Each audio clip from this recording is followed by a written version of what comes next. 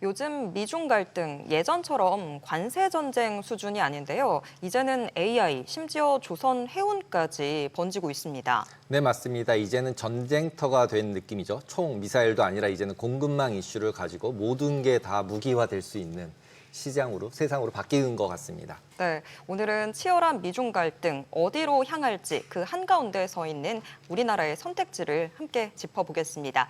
우수근 한중글로벌협회 회장님 모시고 자세한 이야기 나눠보겠습니다. 안녕하세요. 네, 안녕하십니까. 안녕하세요. 네, 지금 미중 양국의 협상 테이블에 계속 여러 가지 것들이 올라오고는 있는데 그래도 중심에는 희토류가 있는 것 같은데요. 근데 이게 단순한 무역 갈등이 아니라 이게 AI 산업 통제권을 두고 벌이는 싸움이다. 이런 해석도 나오더라고요. 어떻게 보고 계세요? 맞습니다. 그 중국의 선언입니다. 우리 중국은 더 이상 과거의 약한 중국이 아니다. 나폴레옹이 일찍이 얘기했지 않습니까? 잠자는 사자 중국을 깨우지 마라. 전 세계를 뒤흔들 수도 있다라는 경고. 그것이 어쩌면 트럼프 대통령으로 인해서 자이건 타이건 실현될 수도 있지 않을까라는 그런 생각을 하는 중국인들도 있는 것 같습니다. 희토류와 관련된 지금의 대립은요. 단순한 희토류라는 하나의 아이템에 국한된 것이 아닙니다. 상징하는 것이 상당히 큰 것이죠. 예를 들면은 희토류라는 것은 무엇입니까? 지금 다양한 산업 분야에 들어가는 핵심 광물 자원의 일원이지 않습니까? 이제는 이 핵심 광물 자원이 단순한 자원이 아니라 전략 무기로 사용될 수 있다는 것을 알리는, 즉 최첨단 산업 패권 경쟁의 신호탄이라고 하는 것이죠. 다른 말로 한다면은 이제는 싫건 좋건 공급망이 안보다라는 프레임, 이 프레임이 점점 두각되면서 정면 충돌 양상으로 치닫고 있다라는 것을 읽게 하는 것이죠. 그래서 그럼 미국이 계속 공장도 다 자기네 나라에 지어라 이렇게 바꾸고 있는 거네요. 그러면 결국은 그런 이제 희토류뿐만이 아니라 자원, 기술 이런 부분들까지도 이제 네 거다 내 거다 막 싸우고 있는 거잖아요. 그래서 FDPR을 미국이 원래 했던 건데 그걸 중국에서 했다 이런 얘기가 있던데 FDPR이 뭔지 설명을 좀 해주시고요. 그다음에 그거를 어떻게 중국이 했길래 미국이 했던 전략을 중국이 따라했다 이렇게 뉴스에 나오는 걸까요? 네, FDPR이라는 것은 해외 제품 직접 규정이라고 해가지고 예를 들면은 미국 밖에서 생산된 제품이지만 미국의 기술 등이 일정 부분 도입된 것은 미국이 통제할 수 있다는 것입니다. 어떻게 생각하면은 미국이 자기들 멋대로 제재를 취할 수 있는 길을 열어둔 것인데 여태까지 중국은 당했습니다. 그런데 지금 말씀드린 것처럼 더 이상 지금의 중국은 과거의 중국이 아니다라는 것을 중국에서는 트럼프 대통령 덕에 중국이 자신감을 키우고 있고 중국이 점점 강해지고 있다라는 그런 얘기도 하고 있거든요. 그러니까 트럼프 대통령이 미국이 그렇게 조치를 취함으로써 중국은 이 FDPR이 역 FDPR, 즉 제재 조치를 반대로 이용을 하는 그런 상황까지 가게 된 것이죠. 즉 말하자면은 미국 너희의 기술이 들어간 해외 제품에도 규제 조치를 한다면은 우리 중국도 우리 중국의 기술이 들어간 해외 제품에 동일한 제재 조치를 취할 수 있다라는 식으로 규제의 역수출을 들고 나온 것이죠. 하지만 이렇게 계속 하다 보면은 모두에 말씀하신 것처럼 점점 더 많은 분야로 대립이 경쟁이 치열해지게 되지 않습니까? 결국은 글로벌 밸류체인 전반에 있어서의 컴플라이언스 비용만 더 올라갈 수밖에 없기 때문에 오롯이 최종적으로 피해를 보는 것은 전 세계의 소비자, 우리들이죠. 참 안타깝지 않을 수 없습니다. 근데 지금 사실 굉장히 장기화되고 있는 거잖아요. 근데 중국이 저희가 계속 이 자리에서 있다 보면 중국 내수가 그렇게 좋지 않다라는 이야기도 나오고 있는데 우리가 세계가 같이 피해도 보고 있지만 중국도 계속 이렇게 버틸 수는 없는 상황이지 않나요? 중국도 상당히 쉽지 않습니다. 하지만 우리가 여기서 좀 냉철하게 있는 그대로를 지켜본다면요. 중국은 우리가 사회주의 일당 독재 시진핑 하면서 좀 별로 좋지 않게 바라보는 그 사회주의 일당 독재 체제가 지금 같은 국난의 시기에는요. 큰 힘을 나타내는 그 아이러니를 보이고 있는 것이죠. 예를 들면은 지금 전쟁에서 혹은 전투에서 가장 안 좋은 것 중에 하나가 바로 적전 분열이라고 하지 않습니까? 미국과 중국이 이렇게 치열하게 부딪히고 있는데 미국 같은 경우 보십시오. 똘똘 뭉쳐서 중국을 맞서도 쉽지 않은 상황인데 중국도 강하게 대립을 하기 시작했고 반격을 하기 시작했고 미국 국내에서도 정치적으로 대립은 더 심해지면서 사분 오열이 되고 있고 국제사회에서 우방들도 점점 떨어져 나가고 있지 않습니까? 중국은 아는 것이죠. 중국은 사회주의 일당 독재 체제로 인해서 정치적으로 단결해가지고 또 국가 자본주의 국가이지 않습니까? 경제 운영 같은 경우도 중앙에서 결정해갖고 똘똘 뭉쳐서 나가다 보니까 그 힘이 더 단단해지는 것이죠. 그러니까 중국은 지난 2018년 3월부터 시작된 미중 대립 국면에서 맨 처음에는 우리는 미국한테 감당할 수 없을 것, 우리는 이미 끝이다라는 그런 위기의식이 상당히 강했는데 지금은 한번 해보자. 어려울 것이 없구나. 미국이 과거의 미국도 아니고 중국도 우리가 생각하는 약한 중국이 아니었구나 하면서 자신감을 키워갖고 있는. 따라서 중국도 대단히 힘듭니다만 인내심을 쌓은 것이죠. 더 힘든 것은 미국일 것이다라는 자신감을 많이 키우고 있는 것이죠. 미국이 오히려 지금 거꾸로 역수출했는데 국가 자본주의를 미국이 중국에서 수입해가서 미국이 국가 자본주의로 바뀌고 있는 것 같은 그런 느낌인 것 같아요, 지금은. 근데 이러다 보니까 결국은 지금 말씀하신 것처럼 이제 같은 편이 자꾸 없어지잖아요, 미국의 입장에서. 그러다 보니까 다시 너 내 편이야, 너 내 편 아니야. 줄 서라 그러잖아요, 트럼프가. 확실하게 선 그어서. 그다음에 뭐 우리나라 반도체 기업들한테도 결국은 중국에 팔지 마. 막 이렇게 하고 자기네가 뭐 그런 걸 의사결정할 수 있지도 않으면서. 그러면 이런 상황이 계속 된다고 하면 어떻게 최종적으로는 구조가 형성이 될 것 같으세요? 대단히 바람직스럽지 않습니다만 아까 말씀드린 것처럼 전 세계적인 글로벌 밸류체인이 컴플라이언스 비용만 계속 올라가고 소비자들만 계속해서 힘들어지지 않습니까? 결국 미국도 많이 힘들어질 것이고 그래서 트럼프도 개인적으로 좀 안 좋은 결말을 보지 않을 수 없을 거라는 생각도 듭니다. 중국은 이제 사회주의 국가니까 그 부정적인 것 같은 경우는 별로 드러내지 않고 내부에서 쉬쉬하면서 처리하니까 어떨지 모르지만 어쨌든 내상을 적지 않게 입는 것은 마찬가지일 것이고요. 그래서 가장 좋은 것은 그 좀 정상적인 상태로 맨 처음까지 다시 완화하거나 복원되기는 쉽지 않지만 지금 너무 100% 과세를 부과하고 또 부과하고 한다는 것은 너무 심각하지 않습니까? 또 사실 트럼프 대통령이 11월 1일부터 중국에 100% 부가 관세를 부과한다는데 여러 가지 정황을 보면요. 정말 쉽지 않다는 걸 알 수 있습니다. 예를 들면은 이미 그것에 대해서 중국에서는 11월 8일부터 히토리를 미국에 대해서 정말 정식으로 통제하겠다라고 예고한 바 있지 않습니까? 근데 히토리가 없다면 미국의 뭐 방산업체라든가 전기자동차라든가 반도체뿐만 아니라 다양한 분야에서 엄청난 타격이 있지 않습니까? 뿐만 아니라 미국의 상황을 보십시오. 11월 27일이 미국은 추수감사절입니다. 그다음에 28일 날 블랙 프라이데이가 시작되는 것이죠. 즉 이제부터 그다음에 곧 크리스마스 시즌, 미국의 쇼핑 시즌이 시작되는데 이미 미국에는 어떤 제품 같은 경우는 가격이 20%가 올랐다는 식으로 국민들이 상당히 힘들어하고 있거든요. 이것을 트럼프 대통령이 과연 얼만큼 오랫동안 끌고 갈 수 있을까? 이거는 따라서 어느 정도까지 간 다음에 양국이 서로 합의를 보면서 양보를 하면서 그 봉합 수준으로 가는 것, 그것이 가장 현실적인 것이 아닐까라는 기대를 해봅니다.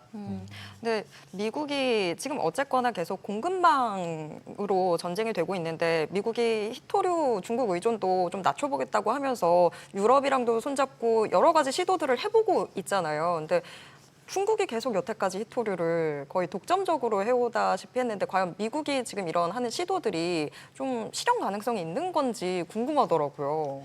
그 이른바 뭐 히토류 동맹이라고 한다면요. 새로운 히토류 동맹을 서구권에서 결성한다고 할 때 그 단기적인 효과는 거의 없죠. 왜냐하면은 실컷 조건 지금 히토류와 관련된 뭐 정제라든가 가공, 분리 기술 같은 것은 중국이 압도적으로 최첨단을 달리고 있습니다. 그 정도까지 따라가려면 시간이 상당히 걸리죠. 그러니까 장기적이라든가 그러니까 계속해서 중국이 오만하게 나온다면은 우리는 어쨌든 희송을 감수하더라도 대체제를 개발할 것이다. 그다음에 중국 못지않은 정제라든가 가공 기술을 연마할 것이다라고 하면서 시간이 걸리면 어느 정도 대체할 수 있겠습니다만 단기적으로는 뭐 히토리오 동맹이라는 상징적인 효과는 있을지 몰라도 경제적인 효과는 기대하기가 쉽지 않은 상황이죠. 거기다 이제 미국이 다음 달부터는 이제 중국 항공기가 러시아 상공 못 가게 했다는데 어떻게 또 러시아 항공 못 가는 걸 러시아가 막는 게 아니라 미국이 막을 수가 있나요? 그러니까 좀 상식으로는 생각하기 쉽지 않은 현상이 지금 많이 벌어지고 있는. 그러니까 이것도 저것도 막 던지고 그래서 어떤 측면에서는 트럼프 대통령이 지금 계속 궁지에 몰리니까 자불안석하면서 손에 잡히는 것 뭐든지 다 던진다고 하다가 물러서고 하는 스스로의 그 위상을 좀 계속해서 실추시키는 것이 아닌가라는 안타까운 그 평가도 하고 있는 것 같은데요. 그 하늘길로도 대립국면이 비화되고 말았다라는 것을 얘기하는 것이죠. 이것도 지금 미국의 입장에서는 어쨌든 미국은 그 러시아하고의 관계 때문에 러시아 영공을 통과할 수 없지만 중국 항공기는 통과하지 않습니까? 그래서 가격 경쟁력도 그렇고 시간 경쟁력도 그렇고 물류도 그렇고 뭐 중국 항공사가 상당히 유리한 것이죠. 그걸 갖다가 또 겨냥을 한 것인데 그렇게 한들 그러면 중국 항공사들은 가격을 올릴 것이고 가격을 올리면은 결국은 그 비행기를 타는 사람 그리고 다른 비행기는 가격을 안 올리겠습니까? 서로에게 또 피해를 주는 서로 내상만 더 깊어지는 그런 것이기 때문에 상당히 좀 안타까운 현상이 아닐 수 없는 것이죠. 근데 미국하고 중국이 어쨌거나 뭐 이달 말에 경주에서 뭐 만난다라고는 하는데 지금 분위기로 보면 과연 만날지도 잘 모르겠고 이 자리에서 뭔가 좀 이야기의 진전이 있을까 어떻게 될까 뭐 지금 여러 가지 생각들이 머릿속에서 나오기는 하는데 어떻게 보고 계세요? 안타깝지만 의미 있는 진전은 쉽지 않습니다. 아직 의미 있는 진전이 협상이 이뤄질 만한 여건이 성숙되지 않았거든요. 양측이 더 많이 좀 터져야 됩니다. 더 많이 힘들어져서 이대로는 정말 특히 이제 미국 트럼프 대통령이 내년 지방선거도 중간선거도 있지 않습니까? 이대로는 정말 쉽지 않겠다라고 하면서 약간은 좀 타협의 자세를 들고 나오지 않는 한 중국은 계속 버틸 것이고요. 그러니까 좀 안타까운 현상인데 이번에는 트럼프 대통령의 입장에서도 그 시진핑 주석을 만나지 않으면 안 되는 국내의 절박한 상황이 있지 않습니까? 아까 말씀드린 것처럼 당장 11월 8일부터 히토류 중국이 미국에 대해서 통제를 한다고 하면은 정말 큰일이거든요. 뿐만 아니라 중국 계속 보복이 하나씩 더 나오지 않습니까? 중국이 전 세계의 중요한 최첨단 제품에 들어가는 아주 중요한 광물 자원 60여 개가 있다고 하는데 그중에서 9개는 핵심 광물 자원으로 분류됩니다. 니켈이라든가 리튬이라든가 마그네슘이라든가 뭐 히토류라든가 그런 것도 아직 지고 있거든요. 지금 당장 트럼프 대통령이 이렇게 저렇게 강하게 얘기하지만 그 다음날 다시 또 말을 바꾸는 모습을 보이는 행보는 왜 그렇습니까? 쉽지 않다는 것이죠. 즉 지금 중국이 미국에 대해서 반격 조치를 취한 것 같은 경우는 딱 두세 가지밖에 없습니다. 대두를 사지 않겠다. 히토를 가지고 흔들겠다라는.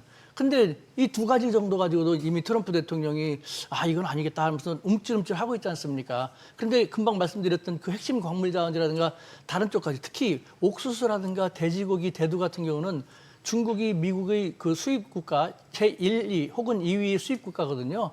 2018년에도 이미 미중 양국이 패권 대립 초기에 부딪혔지 않습니까? 강대강으로 부딪혀 결국은 미국 정부가 피해를 본 미국 농민들에게 280억 달러의 정부 보조금을 줬거든요. 미국은 지금은 그럴 상황도 아닙니다. 결국은 트럼프 대통령이 무엇을 얘기하더라도 중국은 그런 말 합니다. 트럼프 대통령 얘기를 누가 들어? 정신이 제대로 박혀 있는 사람이라 저 사람 말을 어떻게 믿어? 그런 얘기하죠. 오늘 오후에 바뀔까? 내일 아침에 바뀔까? 그 말이. 이만큼 트럼프 대통령은 지금 스스로 그 전쟁터에서 장수의 역할을 제대로 하지 못하고 있다는 느낌도 듭니다. 그리고 보통 이제 저희가 그냥 밖에서 얘기할 때 어차피 2년 있으면 끝인데 2년만 버티면 된다. 그리고 이제 시진핑이나 아니면 푸틴의 입장에서는 우린 계속하는 거라 상관이 없다. 이렇게 얘기를 하다 보니까 자꾸 이제 더 악수를 두는 것 같은데 이 상황에서 우리나라는 어쨌든 미국 편에 지금 서 있는 상황이잖아요. 그러면 우리나라는 어떤 정책을 취해야 될까요? 중국에 아직도 수출하는 건 되게 많잖아요. 그러니까 우리가 이제 진영 대립으로 계속 생각하면 안 되고요.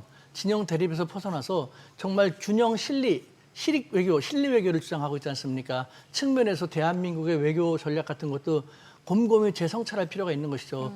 우리가 그 뭐 안보는 미국하고 하고 안미 경중, 경제는 중국하고 한다라는 것은 사실은 대단히 합리적이지 않고 이성적이지 않은 누구도 공감하지 않는 우리 사회에서만 그냥 그렇게 말하는 쑥스러운 것이죠. 생각하십시오. 미국의 입장에서 우리가 국가안보를 지켜주고 있는데 우리의 적국인 라이벌인 중국과의 관계 속에 돈을 번다고? 또 중국 입장에서는 우리를 죽이려고 하는 미국에게 국가 안보를 의탁하면서 우리 중국한테 돈을 벌어갖고 그 미국 무기를 사지고 미국의 국가 안보를 튼튼히 한다고? 한국 정신 나간 거 아니야? 이런 거지 않습니까? 이제는 그런 우리 안에서만 자화자찬하는 이상한 논리를 만들어서 그러는 것이 아니라 저는 그래서 안다 경다가 필요하다고 안다, 생각합니다. 경다. 안다, 경다. 다자적인 측면에서 안보도 다자적인 측면. 지금 20세기 미국 유일이 패권 시대가 아니지 않습니까? 그렇다고 미국 한미동맹 우리에게 중요한 것도 부정할 수 없고요. 하지만 점점 상황의 흐름에 따라서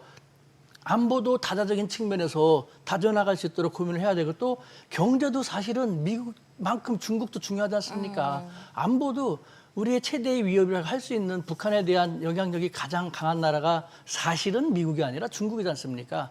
그다음에 러시아죠. 근데 중국하고 러시아하고 협력하지 않고 안보를 다져나간다? 그거는 정말 난센스 중에 난센스 않습니까? 차제에 이번에 에이펙도 바로 그럴 기회가 될 거라고 생각하는데 에이펙에 오면 미중 양국 정상들이 뭐 정상회담은 그렇게 뭐 선언적인 뭔가 있을 수 있겠지만 실질적인 성과를 기대하고 싶지는 않고요. 블록화가 점점 더 탈세계화가 점점 더 심해지는 서곡이 되지 않을까라는 안타까운 그 전망도 드는데요. 즉 미국도 중국도 자기들 편을 더 많이 만들기 위해서 노력을 할 겁니다. 근데 우리는 한쪽으로 쏠리는 게 아니라 우리 대한민국 중견 강국이기 때문에 미국도 중국도 우리를 필요로 하지 않습니까? 우리는 중국의 시장도 생각을 하고 미국의 기술도 생각하면서 양측을 잘 연결시켜지는 브릿지 역할, 브릿지 전략 국가로서의 그 방향을 추구해 나갈 필요가 있다는 생각이 듭니다. 근데 정말 예전에 뭐 광해군처럼 중립외교를 해야 되는 그런 상황인 것 같기는 한데 계속 이 양측에서 너 지금 입장 분명히 해라는 식으로 압박이 들어오는 상황인데 저희가 이렇게 이상적으로 뭐 다자 외교하고 이게 가능할까요? 우리가 발상을 바꿔야 됩니다. 그러니까 냉철하게 우리가 놓인 현실을 봅시다. 우리는 아직도 미국 위주로 현실적으로 미국 위주로 생각하지 않습니까? 미국이 우리한테 어떤 압박을 가하고 뭐 한들 우리가 저는요 미국 카드와 중국 카드를 다 활용해야 한다는 얘기를 쭉 해왔거든요. 미국에 대해서는 중국과 러시아 카드를 활용하고 중국에 대해서는 미국과 일본 카드를 활용하고 우리는 다 골고루 사이가 좋을 수 있었지 않습니까? 20세기 냉전 시대는 한미일이 한 블록이었고 그다음에 중국과 러시아, 북한은 대립했지만 냉전 끝난 지가 벌써 얼마나 됐습니까? 양측하고 우리는 적이 아니라 경쟁자이면서 파트너가 되어 있는 상태지 않습니까? 즉 미국에 대해서 그렇게 나온다면은 가만히 있어봐. 그런데 우리 국가안보 측면에서 중국과의 관계도 중요하고 또 북한에 대한 견제 여건은 중국과 러시아도 중요하기 때문에 이런 식으로 중국과 러시아 카드를 꺼내는 그런 발상 자체도 못하고 있지 않습니까? 아직도 관성적으로 미국 하나만 계속 의존한다는 20세기 약소국 사고에서 벗어나지 못하기 때문에 그러거든요. 우리는 운전도 이제는 양손으로 해야 되는 겁니다. 과거에는 한쪽 손이 다쳐갖고 이런 식으로 위험하게 했는데 양손으로 운전을 하면서 새도 조류 외교를 주장하는데 양측의 날개가 고루 균형이 잡혀야지 잘 날아오를 수 있지 않습니까? 냉전 때는 우리는 한쪽 날개가 없었어요. 오른쪽 미국하고 일본하고의 날개 하나밖에 없고 이쪽은 싸웠으니까 날개가 없었고 한반도 입장에서는 국익을 극대화하기에는 참 좋지 않았던. 하지만 냉전 끝났으니까 이쪽 날개만큼 왼쪽 날개, 즉 중국과 러시아의 관계도 강화해가지고 날아오를 수 있는 이제는 전방위적인 그런 생각을 우리 스스로부터 먼저 깨닫고 할 필요가 있는 것이죠. 네, 오늘 말씀 여기까지 듣도록 하겠습니다. 고맙습니다. 네, 감사합니다.